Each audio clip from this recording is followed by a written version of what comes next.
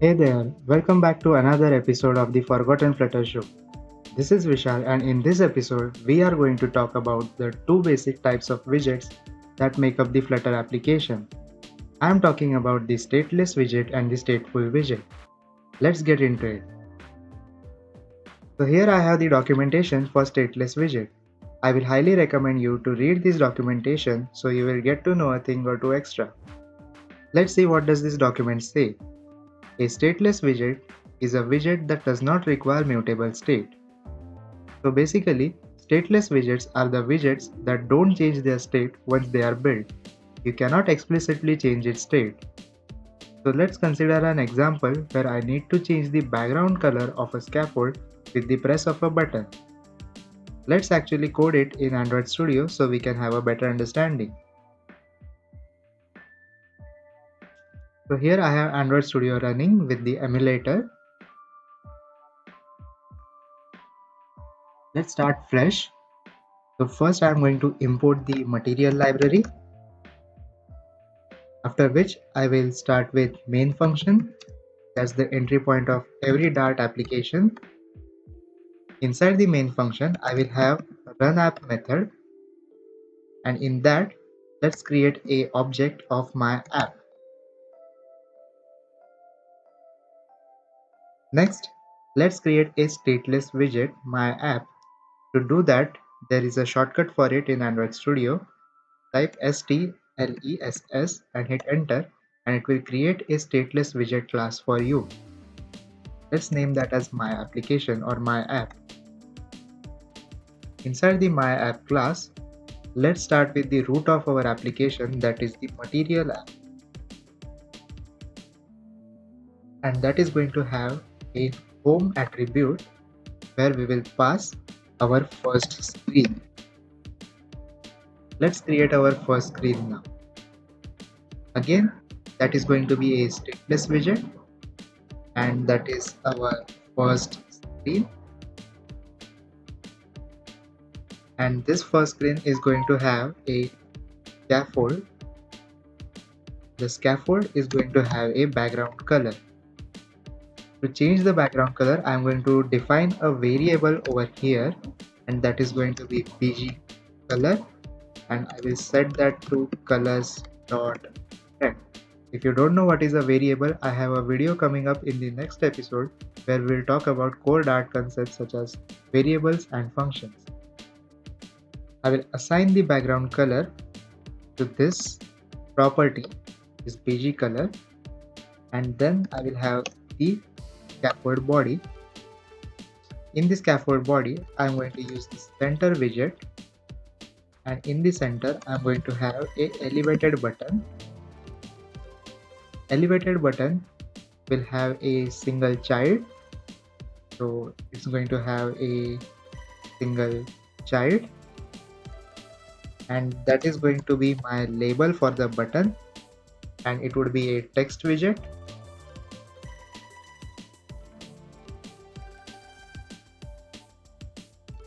And that would be change color. Okay, elevated button requires one more argument, that is on pressed. Let's have that on pressed, and that is going to take a void function as an input. Again, if you don't know what is a function, we will cover that in the next episode. For now, a function is something that will hold a piece of code that you can use repeatedly without writing it again and again.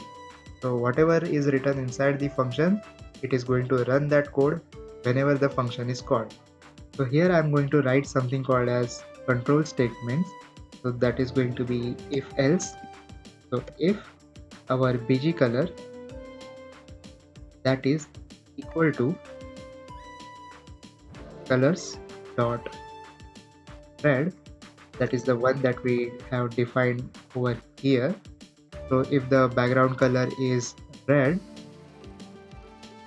then we will change the color to colors.peel. Okay, keep in mind that this is not a single equal to, it is actually double equal to, but Due to my theme preferences, it shows me as a long equal to and else. So if it is anything other than red, it is going to be red itself. So colors dot red. So let me explain you this. We have a scaffold that is going to have some background color. It is going to be red by default. Then we will have a button in the center of our scaffold, and that button, when we press that button, it is going to check the condition that the background color is red or not. If it is red, it is going to change the color to green, and if the background color is anything other than red, it is going to change it back to red. In this case, if the background is green, it is going to change it to red, and vice versa.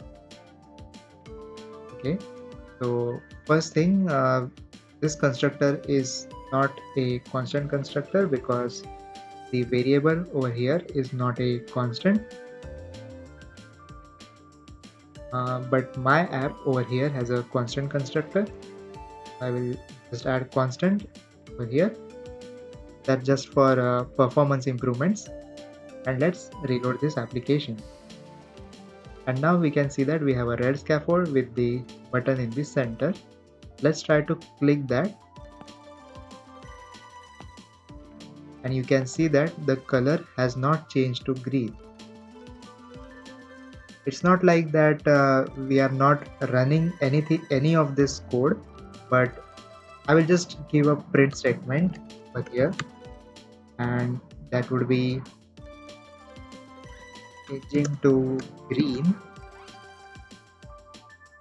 and I will have another print statement inside else part, and that would be changing to red. Let's reload this application and again try to change the color, and now it says changing to green, but it's not actually changing it. We cannot see it visually. The VG color parameter has been changed to green, but we cannot see it visually because it is a stateless widget and you cannot change anything in this widget dynamically. We need to use a stateful widget for that. Let's see what else do we have in the documentation.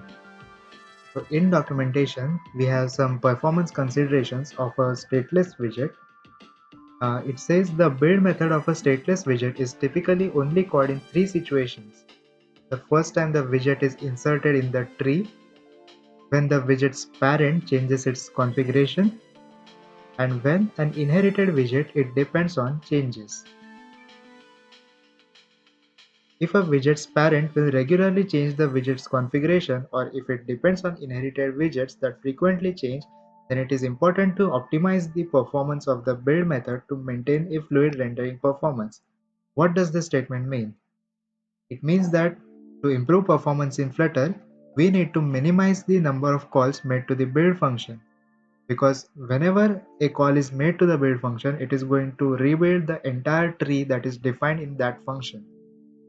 So if we are going to rebuild the widgets again and again and again, that's definitely going to take up some CPU cycles and it is going to slow down our application. There are a few suggestions to improve the performance which I will recommend you to read yourself and also to explore the widgets listed in this paragraph.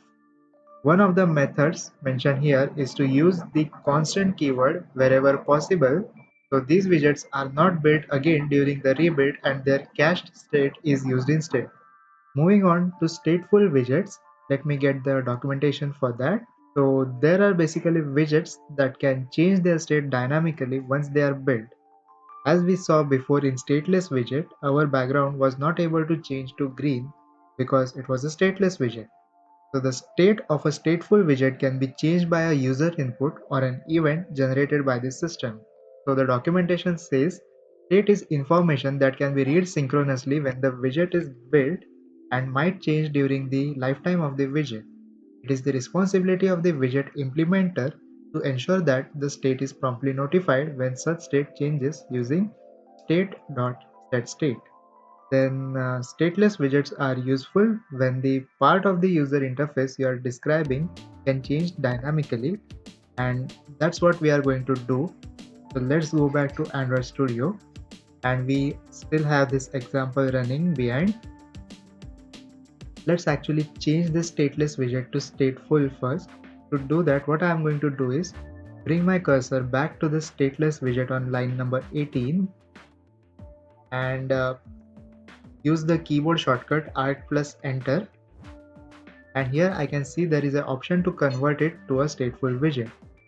When I do that, you can now see that this is our first class, and then this is our second class which extends state, and what we are going to do is we are going to change this state over here.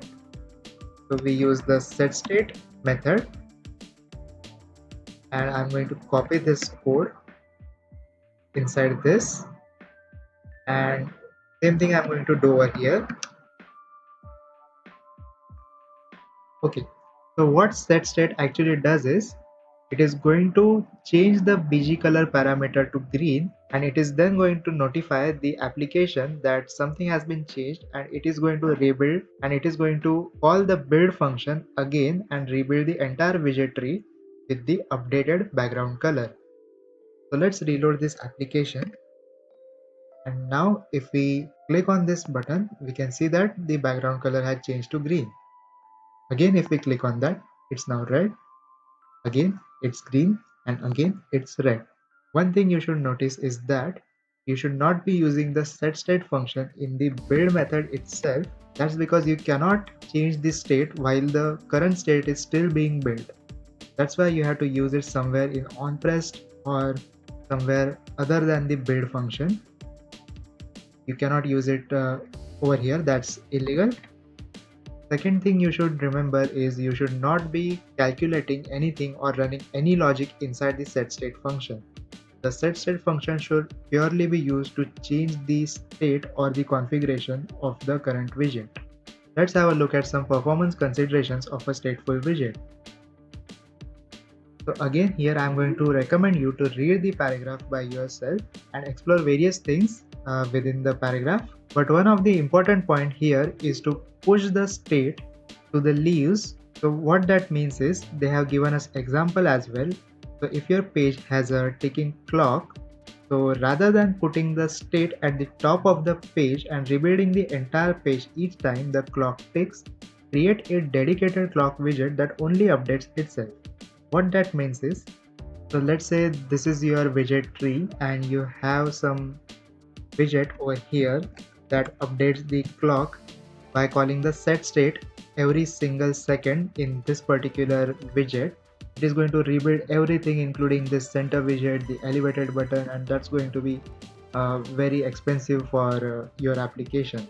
So what it recommends you to do is convert this thing to a stateless widget, considering we are not changing the background color, and then you create a separate stateful widget for the clock, and then keep calling the setState within the clock widget itself, so it is not going to rebuild the entire widget tree. So that's what the point says. The idea is to prevent calling the setState method higher above in the tree. You should be calling it as low in the tree as possible. So that wraps it all for this episode. In the next episode, we will finally cover some core Dart topics like variables and functions. Make sure you get subscribed for more such content. And hey, you have reached the end of this video, so hit the like button if I deserve it. Keep coding, folks.